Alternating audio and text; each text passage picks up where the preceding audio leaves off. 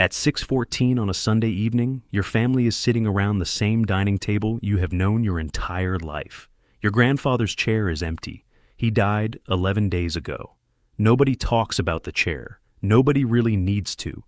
For as long as you can remember, Sunday dinner started with him sitting at the head of the table, pouring wine too slowly, asking questions nobody could answer with a simple yes or no. How is work really going? Are you still wasting money on that car? Why are you renting if you plan to stay in the city? What are you building that will still exist when you are gone? Back then, the questions felt annoying. Tonight, they feel different. Tomorrow morning, your family meets with his lawyer. And for the first time, you are going to find out what happens to the $40 million fortune everyone has spent the last week quietly thinking about. Nobody has said the number out loud, but everyone knows it. You have done the math. So is your sister. So is your brother. $40 million, 3 children, maybe $13 million each. Enough to pay off every mortgage. Enough to never worry about money again. Enough to stop pretending that your job matters. Enough to secure your children's futures before they even understand what money is. You catch yourself imagining what you would do first. Not anything outrageous. You tell yourself that. You would pay off the house, maybe upgrade it, set aside money for the children, invest the rest. You would be responsible. That is what everyone tells themselves when they imagine inheriting a fortune. Across the table, your brother is barely touching his food. He has spent 25 years working in the family company, longer hours than anyone. He took calls during holidays, missed birthdays, canceled family trips. He never says it directly, but everyone knows what he believes. The company should be his. Your sister has a different expectation. She never worked in the business. She built a life elsewhere. But she is still your grandfather's daughter. She believes fairness means equality, 1/3 each. Simple, clean, final. You go to bed that night, believing your family has inherited a fortune. By lunchtime the next day, you realize something very different has happened. The lawyer's office is colder than you expected. There is no dramatic reading of the will, no mahogany box, no envelope with your name on it, just a conference table, 4 glasses of water, a stack of documents, and a lawyer who seems completely unsurprised by how nervous everyone looks. She begins with a sentence that makes no sense. Your grandfather owned very little personally. Your brother leans back. Your sister looks confused. You almost laugh. Your grandfather owned everything. Everyone knew that. The company, the warehouses, the commercial properties, the investments, the old house by the coast, the land outside the city. Except he didn't. Not anymore. The company? Owned by a holding company. The properties? Held in separate entities. The investment portfolio? Inside a trust. The family's most valuable asset? The business your grandfather spent his life building? That belongs to a trust too. Your brother leans forward. So, who owns the company now? The lawyer gives an answer nobody in the room was expecting. In a way, all of you benefit from it. Then comes the important part. But none of you can simply take it. The room goes quiet. Your brother's face changes first. Your sister looks down at the documents. You feel something close to embarrassment, because until that moment, you thought inheritance meant receiving money. Your grandfather had designed something very different. He had built a system. Your brother would continue running the company, but he couldn't simply sell it. He couldn't load it with debt because he wanted to chase some enormous acquisition. He couldn't use company assets as collateral for a personal project. He couldn't wake up one morning and decide the family should cash everything out. Your sister could benefit from the wealth. So could you. So could your children. But large distributions would have rules. Major decisions would require other people. Trustees, directors, advisors, professionals who were not emotionally attached to the family. There would be independent oversight. There would be annual reporting. There would be investment policies. There would be limits on what could be sold, borrowed against, or distributed without approval. And suddenly the inheritance feels less like freedom, and more like your grandfather is still controlling things from the grave. You are annoyed, your sister is angry, your brother is furious. He looks at the lawyer and says what everyone else is thinking. So, he didn't trust us. The lawyer pauses. Then she says something that stays with you for years. He trusted you to be human. Nobody speaks. Then she explains something else. The $40 million isn't actually $40 million. Not in the way you imagined it. There isn't a bank account containing $40 million waiting to be divided. Most of the family's wealth exists inside things: a company, warehouses, commercial property, investments, private businesses, land, receivables, long-term contracts. Less than a fraction of the fortune is sitting in cash.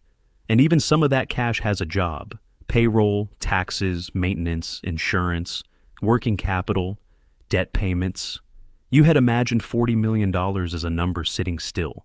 But wealth at this level is not sitting still. It is moving. It is paying salaries, producing rent, covering expenses, funding inventory, servicing debt, buying assets, generating cash flow. And this is the first lesson your grandfather never had the chance to explain to you. Being worth $40 million and having $40 million are completely different things. A company might be valued at $20 million, but you cannot use a valuation to pay your mortgage. A building might be worth $5 million, but you cannot divide one warehouse between 3 arguing siblings.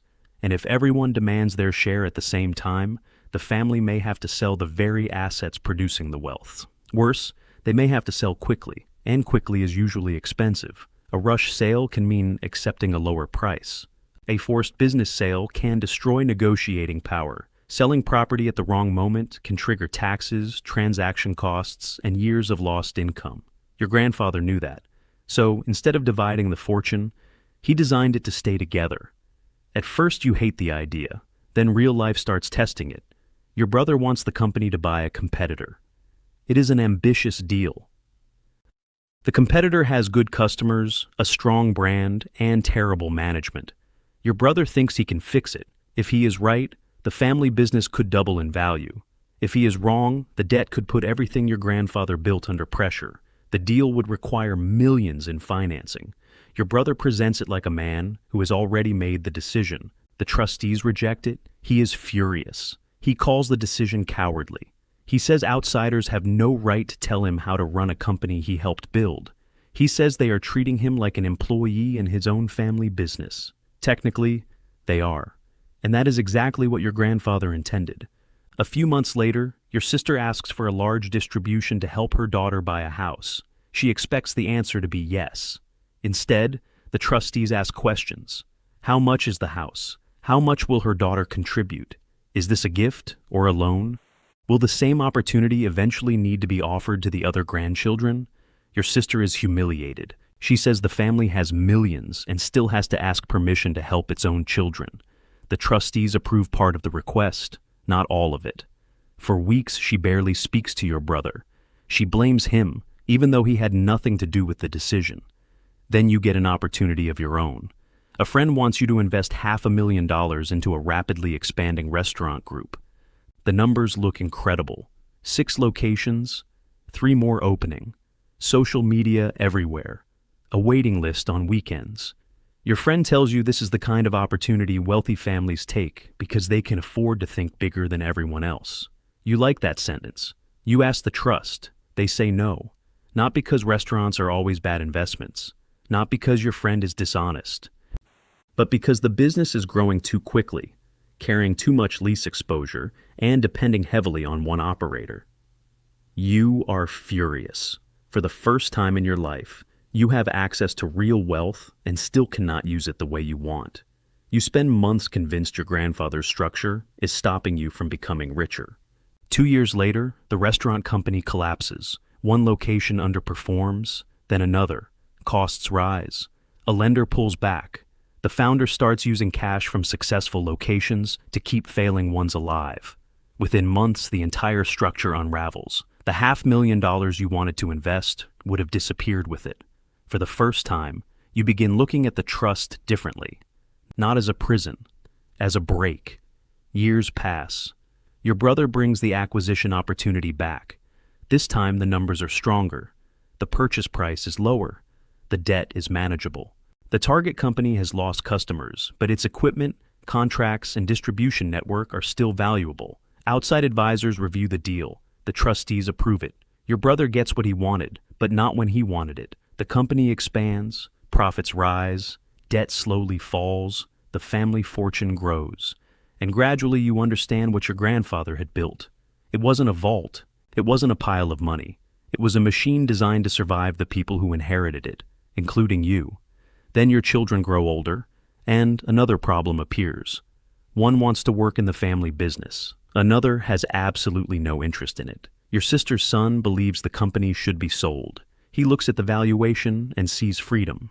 Your brother's daughter thinks selling it would destroy everything her grandfather created. She sees the company as the family's identity. One side of the family wants more distributions. Another wants to reinvest. Some relatives work inside the company, others don't. The ones working there start thinking, we are creating this wealth. The ones outside the business start thinking, but we own it too. At first the arguments are polite, then they stop being polite. Someone complains that working family members are paid too much. Someone else says the non-working relatives are becoming entitled. A cousin wants money to start a business. Another wants the family to buy a holiday property everyone can use. Someone suggests selling one of the warehouses. Someone else says the warehouse has been in the family for 30 years. A spouse begins attending meetings and asking questions nobody likes. A grandchild starts posting expensive holidays online. Another family member thinks it makes the entire family look reckless. And now you finally understand the problem your grandfather had seen decades earlier. Money wasn't the biggest threat to the family. The family was the biggest threat to the money. So, your grandfather had planned for this as well. Once a year, everyone old enough to participate attends a family meeting. Not Thanksgiving, not Christmas, a separate meeting. No wine, no children running through the room, no pretending that everything is fine. The businesses are reviewed, investments are discussed, debt is explained, the trusts are explained. The next generation learns where the money came from, not just the amount. The story, the years your grandfather worked before anyone called the family wealthy, the first failed business, the loan he nearly defaulted on, the property he bought when everyone told him not to, the years when the company barely made payroll, the risks that worked, the risks that almost destroyed him. The next generation is taught something your generation never was. The fortune did not appear. It was built, and there are rules. Being born into the family does not guarantee you a job. Your surname does not make you CEO. Family members working in the company earn market salaries. If they perform badly, they can be fired. Large investments require proper review. Personal spending is not disguised as business spending. Major decisions cannot be made by whoever shouts the loudest at dinner.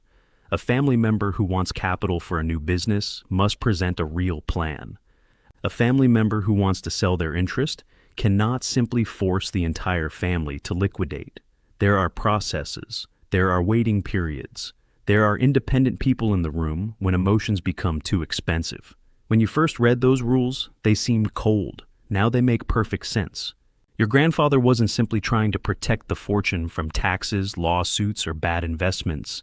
He was protecting it from emotion, jealousy, entitlement, fear, ego, sibling rivalry, bad marriages, bad business ideas, resentment, lifestyle inflation, and the assumption that because you inherited something, you automatically know how to preserve it. Then comes the hardest year. Your brother gets sick. For the first time in decades, the company may need a leader who is not part of the family. His daughter wants the role. She has worked in the business for 6 years. She is smart, capable, ambitious. She also isn't ready. The board chooses an outsider. Your brother takes it personally. His daughter is devastated. For months, family dinners are tense. It feels like betrayal. But the outsider stabilizes the company. Margins improve. 2 weak divisions are restructured. A dangerous concentration in one customer is reduced. 3 years later, your brother admits something he could not say at the time. The board made the right decision. That is the moment you fully understand the architecture. The system was never designed to keep the family comfortable. It was designed to keep the fortune alive. 20 years after that first meeting with the lawyer, the family looks completely different. There are more beneficiaries now. Some live in different countries. Some work in the business. Some don't. Professional managers run parts of the family wealth. The trust owns interests in the original company, real estate, public investments, and several private businesses. A small investment team reviews opportunities the family would never have understood when your grandfather was alive.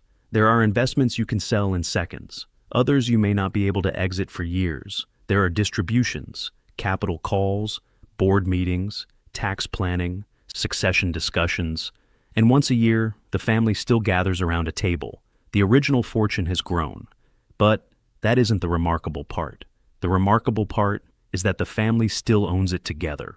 Because your grandfather understood something, most people only discover after the money is gone.